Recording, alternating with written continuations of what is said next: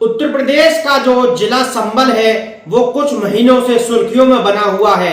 जो उत्तर प्रदेश का सबसे चर्चे में रहने वाला जिला वह संबल है, जहाँ संबल में पत्थरबाजी भी होती है, गोलीबाजी भी होती है, जिसमें पुलिस वाले भी घायल हो जाते हैं और बदमाशों में भी गोली मार दी जाती है। जहाँ सुर्खियों में जिला संबल पूरी तरह से बना हुआ है, जहां अब और एक ऐसी घटना आपको बताने जा रहे हैं जो कि आज की घटना है, लेकिन वह 50 साल पुरानी घटना चल रही थी। जहां हाईकोर्ट के आदेश के बाद 84 मुस्लिम मकानों को खाली कराया गया है और पुलिस ने उन मकानों को सीज कर दिया। जहां 84 मकानों में रहने वाले जो लोग हैं उनको घर से निकाल दिया गया और पुलिस ने उन मकानों को सील कर दिया। ये आप अगर इस बात को सुनेंगे तो आपके पैरों तले जमीन खिसक जाएगी। जब मुसलमान के जो लोग हैं जो अपने बच्चों के साथ इस मकान में रह रहे थे, जहां हाईकोर्ट के जो आदेश हैं, हाईकोर्ट ने जो पूरी जानकारी देते हुए बताया वह ये बताया कि इस जमीन पे जो 84 मकान बने हुए हैं ये 50 साल पुरानी जमीन है और इस जमीन पे एक गिलास फैक्ट्री कभी होती थी। गिलास फैक्ट्री अचानक से बंद हो गई और बंद होके उसका जो कार्यकर्ता थे वह अचानक से कहीं चले जाते हैं।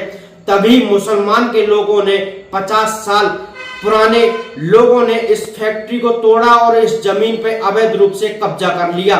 जब फैक्ट्री के ओनर इस जमीन को देखने के लिए आते हैं तो वह पूरी तरह से दंग रह जाते हैं। वह देखते हैं कि उनकी ना तो कोई फैक्ट्री है और ना उनकी यहाँ जमीन है, बल्कि यहाँ तो एक गांव बस गया, 84 मकान मुसलमानों के बन गए।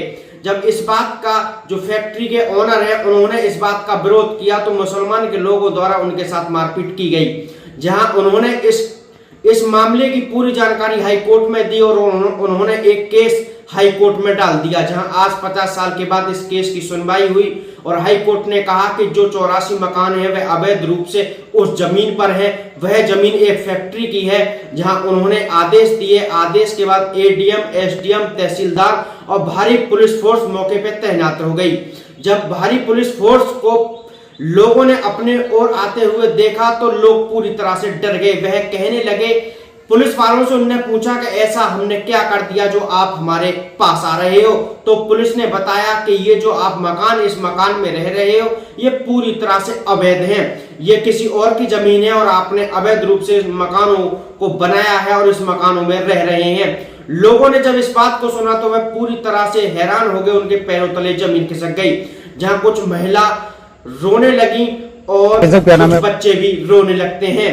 जहां कुछ लोग मकानों में से अपने सामान को लेकर मकान के बाहर बैठ जाते हैं और रोने लगते हैं। कुछ लोग जो समझदार थे वे अपने मकान में से सामान को लेकर चले जाते हैं।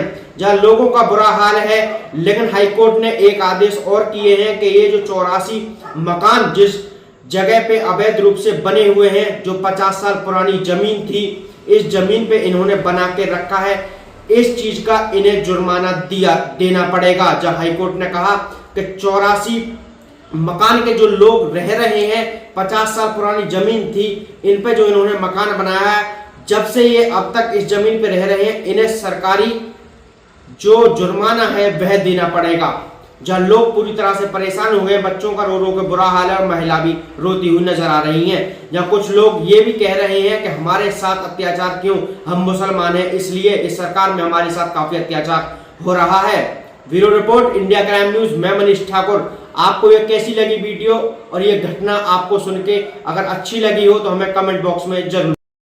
BL सागर। आप वो ये जो आज कॉलोनी खाली कराई जा रही है जी, क्या इस पार्टी की तरफ से आप वकील हैं? जी मैं इनकी तरफ से वकील हूं। तो ये पूरा मसला क्या है इनका मसला ये है कि अभी तक जो शासन को सूचना दी गई थी, हाईकोर्ट को सूचना दी गई थी, वो 674 गाटा वो गलत दी गई थी। क्योंकि 674 गाटा संख्या जो वो अंदर है बाउंड्री और ये बाहर का इलाका है।